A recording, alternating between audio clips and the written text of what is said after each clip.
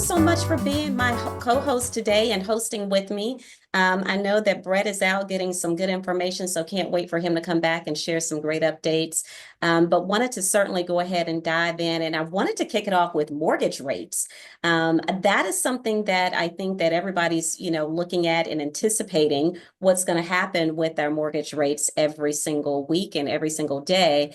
And as of today, they're up a little bit. So we're looking at a 30-year fixed rate at 6.75%. 15-year fixed rate is up a little bit, 0.01% at 5.98%.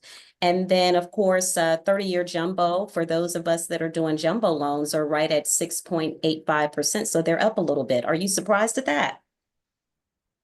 I mean, they've been fluctuating a lot month to month. I feel like they go up a little bit towards the beginning of the month and they seem to come down a little bit towards the end of the month. I'm not sure what exactly drives it, but Well, I do know a lot of people are waiting to see if rates are going to kind of level out, and if they're coming down at all this year. What are your thoughts around that? yeah, I mean, I think there's hope for that for sure. There's pressure, downward pressure in the government, but the Fed does what the Fed does. So we'll see. I think there's room for hopefulness, but I wouldn't let that predicate a buy or selling decision at this point. I'm happy that it's in the six range. I don't think that's a bad number. Historically, I believe the national average is closer to eight Yeah. and change even. I've told this story before, but when I bought my first house in 1994, I got a float down from 8.5 to 8.25, I believe, or it was either that or 8.25 to 8. And I thought I'd stolen money because I had one opportunity the day before closing and it dropped to just a hair over 8. And again, at that time, that was like a home run, ridiculously good mortgage. So it's all perspective driven. Absolutely. And I am so comfortable with these rates right now. I mean, anything under 7, I think we're good to go. So if whether they decide to drop the rates or not, I still feel like it's an excellent time to buy. But I wanted to dig into the numbers. I'm going to start with DeKalb County. So all of my DeKalb County friends that are on here, let's see what's happening in your area. Looking at just, the week of this week, it ended at 643 actives from last week. So actually, we're trending down a little bit in terms of what's actively on the market. And then active under contracts pretty much are, I think that they're kind of stable. I mean, we saw like 78 homes active under contract the week over week, and then 88 on June 30th, the week of June 30th, but 75. I don't think that there's a big surge, but I also don't think that there's a big decline in that either. Any thoughts in terms of active and active under contract? No, I feel like to some degree, I mean, we get on here and we look at these and there's a lot of consistency in the numbers and there's inside of each month some fluctuations, but it's consistent. I love the coming soons. We're seeing a lot around that. So for DeKalb County, we saw about 34 coming soons. But I always love, Rick, to kind of look at withdrawals and expireds because, again, I feel like we have not seen these numbers in quite some years. But I feel like those are the area of opportunities as well. If you are someone who likes to kind of cold call or even what I consider warm call on these because they've already been listed. But expireds were up 163. And we typically see that after we come off of the end of a month. So I'm not surprised there. But what I will say is if I'm looking at it consistently through the year, that's a significant change. Any thoughts in terms of expired markets and people that are mastering that conversation? Yeah, I mean, 25% is not, and that's again back to historical averages. It's not been the average we've enjoyed for quite a few years straight. And even going back to, the first week in May, 119, that's a big jump. And it's about, it represents about 25% of the current, active. So it's a pretty legit number and it's something to keep an eye on. And it just tells me that things aren't moving the way they used to and that competition, inventory is growing, but buyer demand isn't keeping up yet.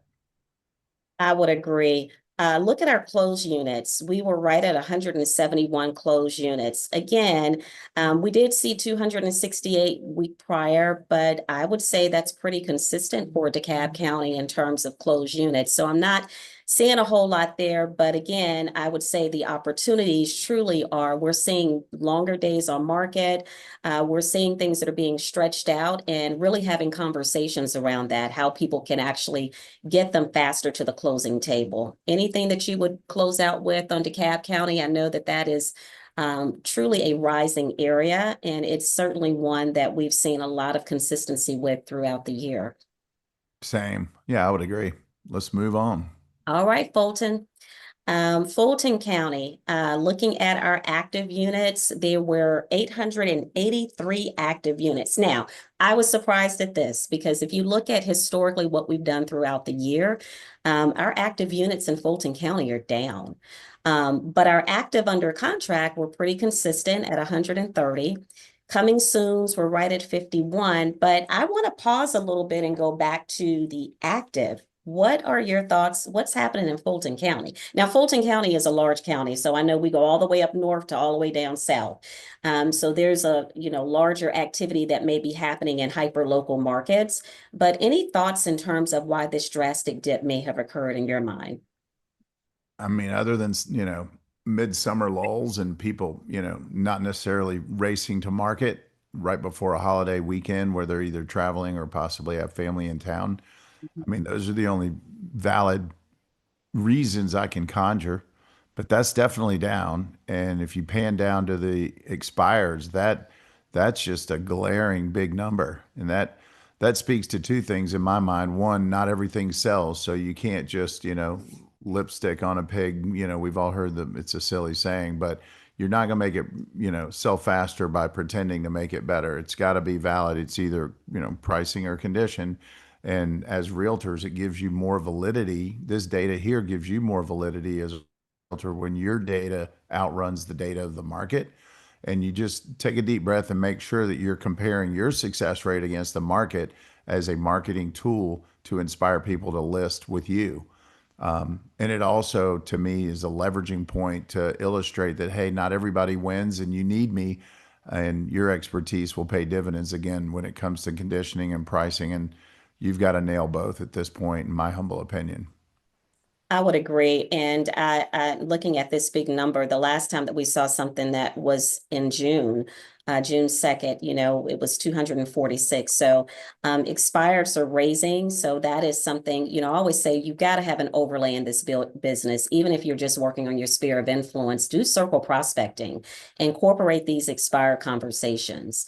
I'm a South Side girl, so I wanted to check out Fayette and Henry and just see what's happening in those areas and just share some updates because I always think that people need to maybe stretch into different counties. So in active categories, there were 25 active, new active homes on the market, 3 active under contract. Just panning down to see what was withdrawn and expired. Not a whole lot, but this is a smaller county. However, it's still, if it's right next door to where you are, it's still an opportunity for you all to be able to, tap into that market as well. Closed units were at 10, so a little bit of a dip, but not much. I mean, we've seen a little bit higher months earlier, I guess, in the summer, but right now we're seeing about the same. So I would probably agree with you. We're looking at activity maybe coming off of a holiday weekend, people really not doing a whole lot. I'm not sure if you would add much to this or say much about this particular county or not. Just that the close ratio is impressive. About 40% of the actives are currently in closed status or closed. So if you're going to have a listing, it's probably the odds look pretty good that it sells in possibly a shorter amount of time. Yep. But the expireds are about the same. 25% of the active registered, came in 7 times 4 is 28. So just above 25% expire still. Mhm. And in Henry County, we have seen 148 active. Now, I tell people all the time, we're seeing some different things happen in Henry County. I think it's one of those counties that if you really haven't taken, there's a lot of growth opportunity that's happening down in Henry. So one of the areas that I kind of always look at is to say, okay, what's coming available? They saw 148 actives, down a little bit. From the year, actually, this is probably the lowest, but going back to maybe it was due to the holidays, people not listing, people not doing anything. 17 under contract. Again, I'm going down, panning down to withdrawals and expireds, just looking at those. And we had about 22 withdrawals, 46 expireds, and 51 closed. So I think that that's pretty consistent that we're seeing, in all of the counties, there is an opportunity to be able to grab some of that. I consider this to be low hanging fruit because it's people that already raised their hand to say that they were going to do something. Any thoughts before we shift over into some of the articles that we have? No, I think expires are a great opportunity as it continues to grow. But I would also just recommend everyone be cautious and recognize who the expired agent is before you go blasting in, and be respectful of agents and do it in a thoughtful way. That's all. Very. Especially if they're in your own office or somebody that you're going to sit next to at the next class sales meeting. I love that. I love that. We want to have just some grace. Absolutely. Yeah. We've got some good articles that are sharing with us. Right now, major housing markets finally rebounding as buyers gain the upper hand in unexpected cities. This was a great article, I thought. Hopefully, stop it from playing. This was a great article in terms of are in a buyer or seller's market? I right now we're seeing that it is definitely the buyers have the upper hand. And in this particular market, it is saying that in most cities, we're seeing that this is happening where it talks about Denver leads the nation with 100% inventory jump as nearly half of America's largest metros surpass pre-pandemic home supply levels. What do you feel is happening? Because I think that there is a disconnect between what people are feeling and what's actually happening in this market. Well, the article itself speaks to a lot of cities that are not Atlanta. So it's Denver, San Antonio, Dallas, even I think they mentioned there's a few more. Denver, I think I said that. It's right there on the screen. But And so it's this is a relative, it's all relative to what was and what is. And when you say, or we say, hey, is it a buyer or seller market? I think you have to be careful because there's so many micro markets that act independent of the general flow of the bigger markets. To say Denver's on fire now, or that, are doing well, or Dallas, I mean, that's a big statement as well. And I would probably argue that they're experiencing some things like we are, that subsets and areas, and, maybe it's, condos and townhomes are underperforming relative to single family, and then even new construction.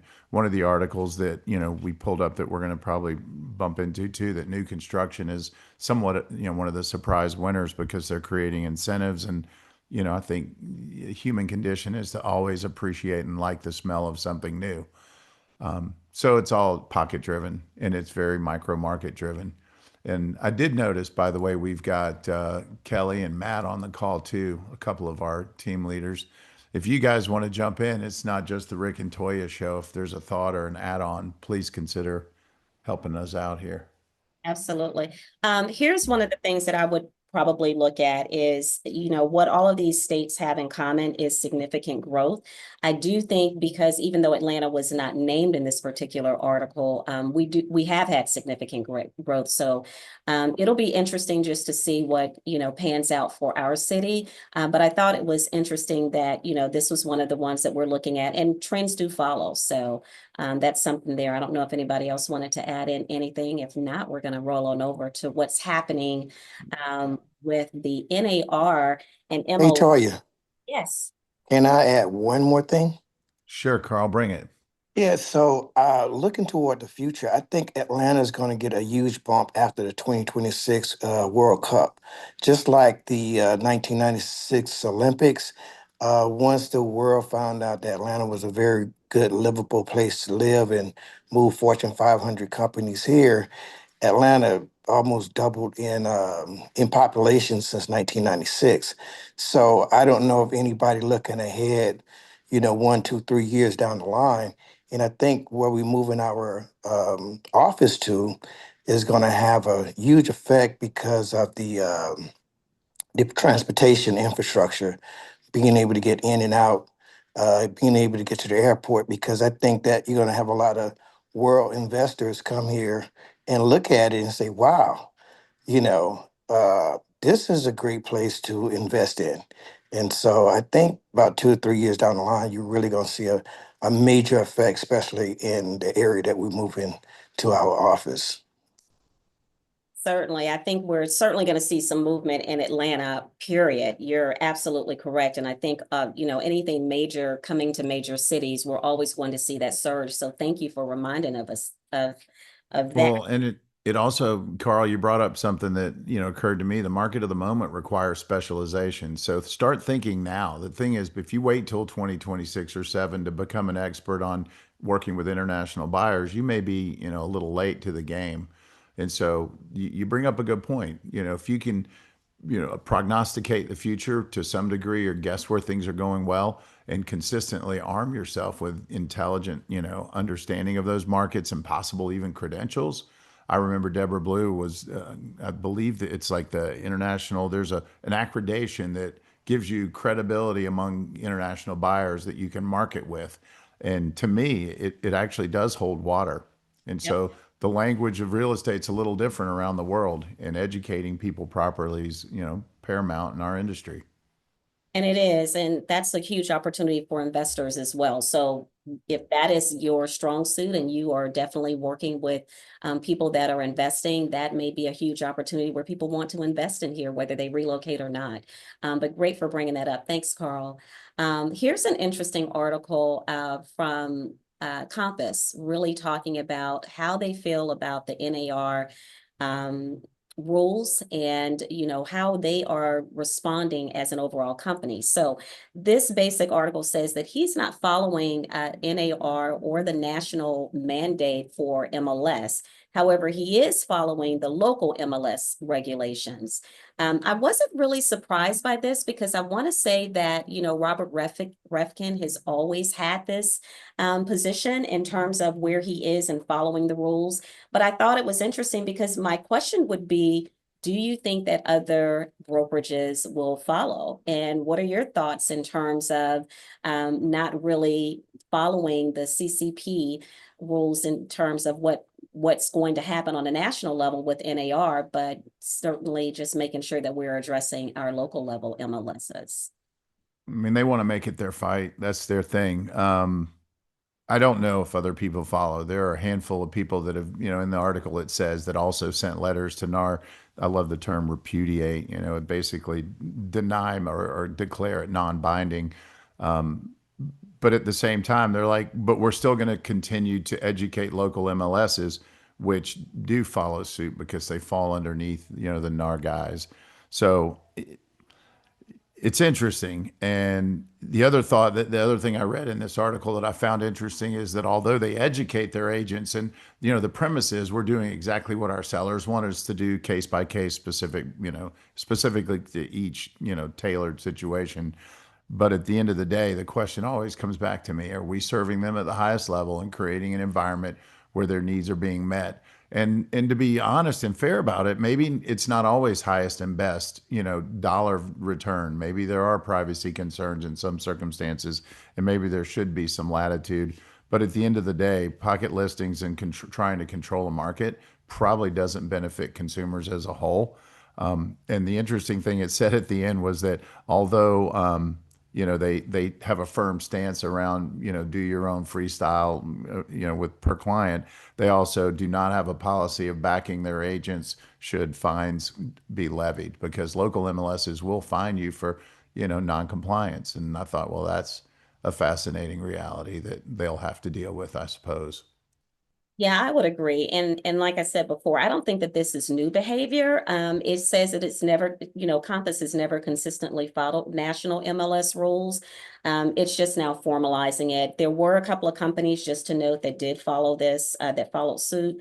Howard Hanna sent a similar letter in May indicating growing industry's resistance to national level MLS mandates. So I agree. I don't think that this is anything new. I think that, at the end of the day, in order for us to avoid fines, we have to follow what MLS if we're going to be a party to that. And as we know that makes our listings and our buyer needs, we're able to find out that information. So that's all I would say for that one. Anything else? Any final notes?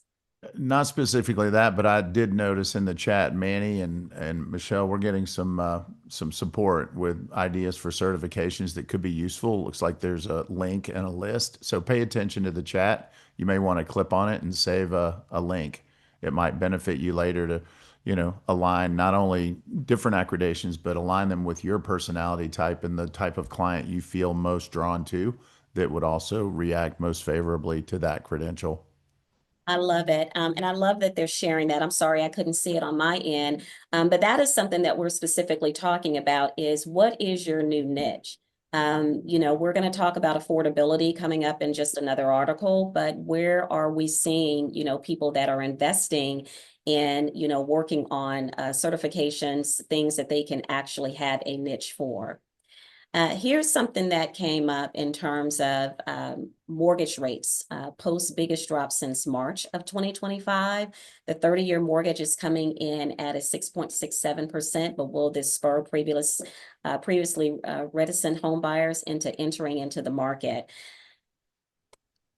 I pause when I say this because we're going to talk about affordability and who are our new buyers and that are coming in. So I again I'm not married to this rate. I just think that the rate is the rate. As you said before, Rick, when you purchased your first home, you were almost at 8% or at 8%. So I just think that we're going to find the people that are going to, come in and buy. Our goal is to kind of help them, be able to prepare for it. What are your thoughts in reading this particular post? Just that affordability is still king, and creative financing and creative negotiating makes a difference. And I think how you position the cost of home ownership versus the benefit will lead to more success. And so getting really clear on, like, mortgage interest being a deductible expense still, what's the net impact of this mortgage, not just the raw cost? And what's the quality of life impact? And what is, start stacking and adding. And I think a couple of weeks ago, we even talked about house hacking and the idea of, putting young people in houses with support from their parents potentially as a first investment and renting out rooms. And, what's the narrative that works? But to me, it comes down to a conversation with each client individually. And you've got to really know your numbers, because the raw number may be, dissuading or distracting or, not attractive, where when you net it all out, it could be a win. And there's also the saying that date the rate, marry the house. Date the rate. You can refinance in 2 years, and as long as you can afford it, the inventory and the opportunity may be awesome right now. But again, until you consult at a deep level, you may not really be able to hit the mark in a way that attaches to their emotional being and not just an intellectual discussion too. I would agree.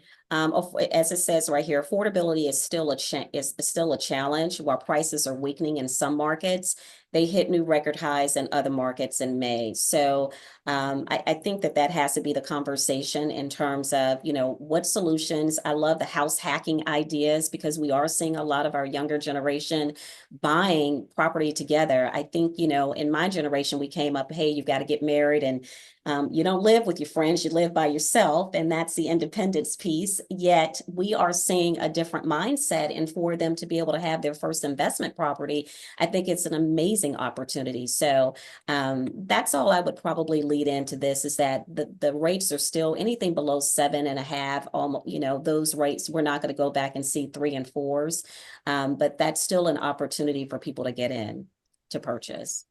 Yeah, Hey, I think it's more about the right house than the right rate at this point in your conversations. hey, Toya, I just wanted to note we have a hand up in the Oh, room. Yeah. hey, all right, all right, Miss LaShira, I think if you want to come off mute. Yes, I didn't want to interject. You guys were just going. Oh, this is so good. This is interesting because over the weekend we actually did a poll and found a few articles just on the average age of home buyers today. Back in the 80s, it was the late 20s. The average home buyer was the late 20s, but now we're looking at 38 as the average first-time home buyer and 58 as the median age. So the Hmm. ages are totally different. The time where they are in their lives, totally different from what it would be in their 20s. Parents are getting older, kids are graduating, going off to college. So they're in a different phase of life now. So the home buyers look different. Their phases of life looks different. I love the creative financing. I think we should definitely focus on creative financing, especially with, just the economic system the way it is and, just the age of home buyers. They're going through tough times at that time and still trying to buy a home. We definitely have to do some creative financing. I like that. Absolutely, absolutely. Here is one that talks about Armando Falcon on the FHFA's move towards crypto mortgages. So, we've been talking about crypto is coming to mortgages. My questions are you prepared to guide your clients through the next evolution of purchasing with cryptocurrency, and what does that look like? So, the director, Bill Pulte, instructed Fannie Mae and Freddie Mac to begin preparing for the use of cryptocurrency in single-family mortgage underwriting.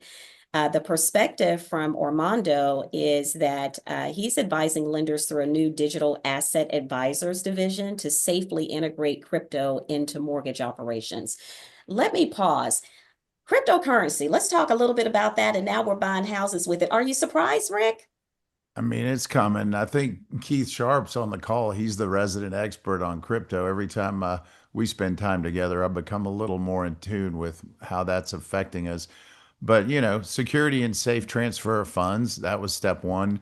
Knowing that it's, you don't wake up one day and it's, a glitch or you've lost your code to get your money.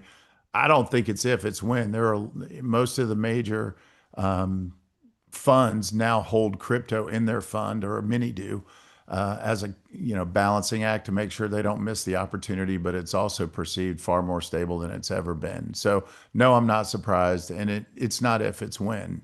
Keith, would you add anything different?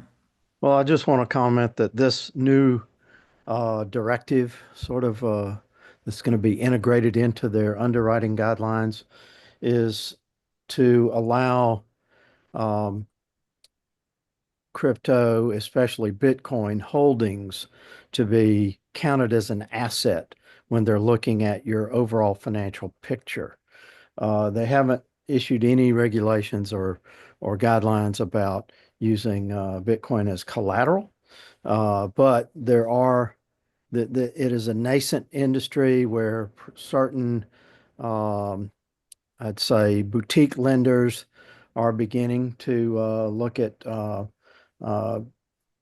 Bitcoin mortgages, so that rather than selling your Bitcoin to buy a house and then seeing the value of it go up by a factor of 10 over the next 3 or 4 years, um, you could post it as collateral and, not sell your Bitcoin, actually just have that as additional collateral to the home.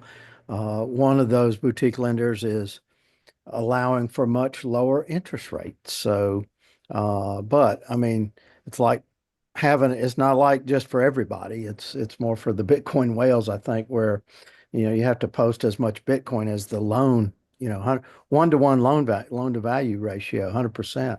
So, right now it's really just a matter of including it in the overall financial picture, such as reserves. Mortgage companies require you to have, 6 months worth of payments in some sort of liquid asset, and that'll be counted alongside your stock portfolio. It does also have to be in a custodied situation, so you can't have it in your private wallet. You have to have it in custody with a qualified custodian. Most of the exchanges would qualify for that, and there is seasoning involved. You have to have it in there for 3 months, just like any large cash deposit would have to be seasoned. And so, yeah, that's all I got right now. Well, that's a lot. And I knew you were going to take us down a path of enlightenment. So thank you, Keith, for that. And it even mentioned, one day having payment strategy, you could pay with crypto. So it's all kind of, it's evolving. And I think so, and I love what Richard, I think, says, hey, can you wrap it up and, and summarize the message today? I think the message in my mind from today is the more informed you are about the nuances of elements that affect the market, the better your conversations. the better your conversations, the more credibility, and the more credibility, the easier it is to connect the dots for people or help them see past their own potential, either limiting beliefs or uncertainties. And it's about eliminating fear and illuminating opportunity. And so maybe the challenge this week, Toya, is that go have 10 really good conversations with people in your database around any article that strikes interest that connects the dots to real estate as an incredible vehicle for not only life experience but investing. The best time to buy real estate is now and any time in the past. And I'm potentially a bit biased, but that's been my 40-year experience running around buying and selling real estate. The only people that lose money in real estate are the people that are forced to sell at the wrong time. And so as long as you're hedged and you can wait out a down cycle, you're going to do well. And so I think part of the narrative today, Richard, is eliminate some of the noise that's just simply a distraction in the world that's keeping you from the joy and the prize of winning in real estate. And you need to be the conduit for that conversation. I would agree. And I think the last part that I would end with is we've included some things in the chat so that if you all want to have prompts in order to use for your social media, you can based on the articles that we have. But the last part, and Rick, thank you so much. You echoed it perfectly, is think about where you are in this market today and where the market is growing with everything that is growing in our city. What do you need to do to sharpen your saw? What certifications do you need to have? What is going to be your new niche? And I think that's evolving, where people are trying to find out what is my next position in real estate in terms of where I can be before everyone else gets there. It's 11:32. I want to say thanks, Rick. Thanks everyone for joining the call. You all have Thanks, Toya. an amazing day and enjoy the week. Thank you. And thank you, Keith, for your contribution today. Take Yes. care, everybody. Bye-bye.